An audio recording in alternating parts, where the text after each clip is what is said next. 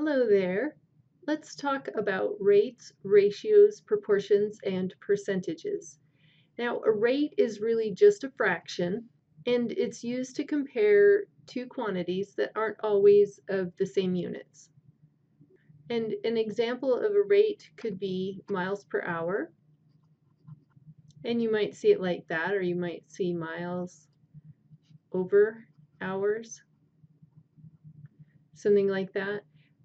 You might see like miles per gallon, and that's how good our gas mileage is on our car. And you might see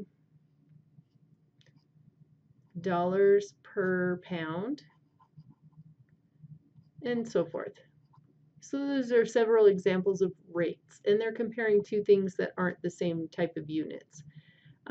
So here, think about this scenario. You and your friends are deciding where to spend Friday night. Laser tag gives you these following deals: $13 per person for 2 games, or $18 per person for 3 games. But the county fair is offering $20 wristbands, which give you all-you-can-ride access for the night. Laser tag games last 30 minutes each, and if you decide to go to the fair, you'd probably stay from 8 until 11 p.m. Since both options sound appealing, you decide to figure the rates for the evening's choices based on time. Write a rate choice for each option. So we had not 2, but 3 options, right? So we had first the 2 per person for 2 games. So the 2-game laser tag option, and that gave you a price of 2, or we could write it as a rate of 2 games. So 2 games for $13. That's where I'm getting this right here. So 2 games for $13. Or there was the 3-game option, laser tag option, and that was going to be $18 for 3 games. So that's another option. So we can put 3 games per $18.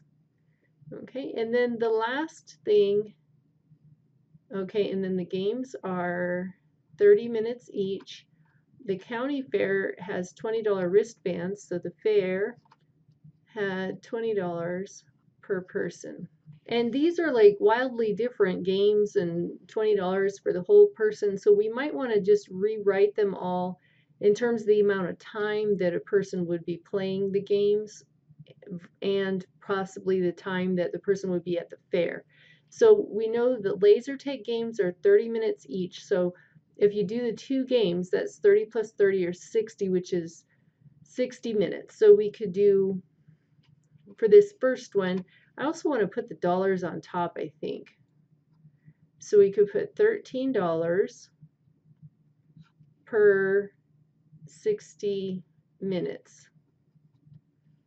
And then the second one is 3 games, and so it's 30, 60, 90 minutes, so it'll be $18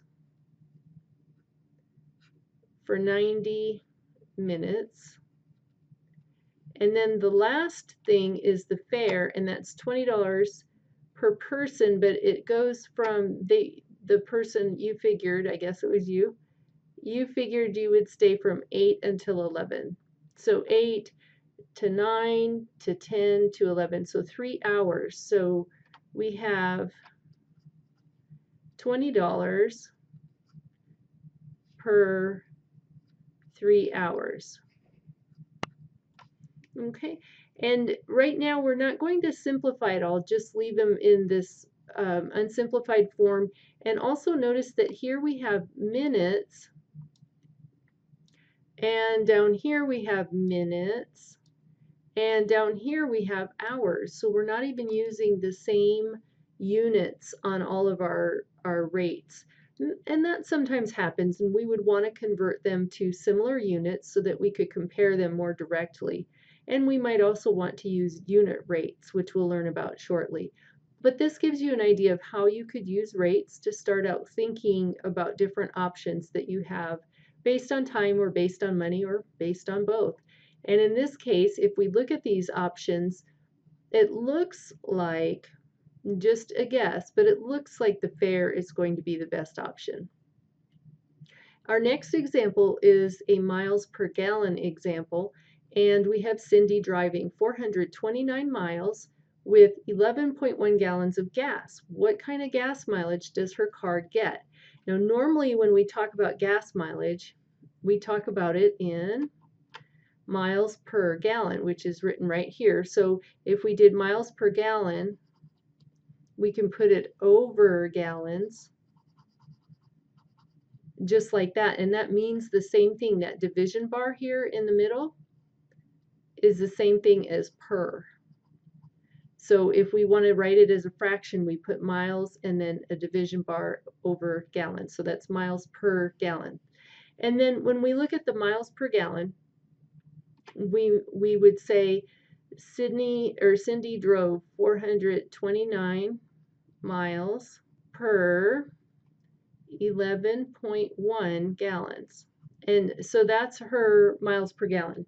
And if we want to write that in a unit rate, again, like I was just mentioning, we would just go ahead and divide.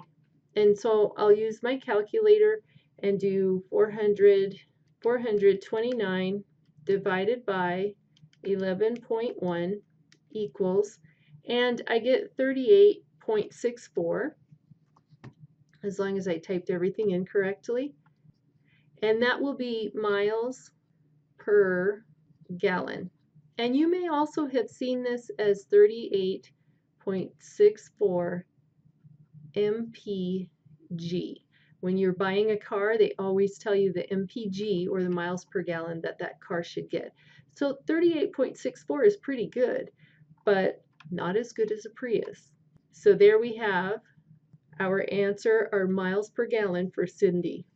Here's another time where you might want to use rates, and that is when you're talking about this company, Foods in Bulk, and they have 30 pounds of candy for $64.49.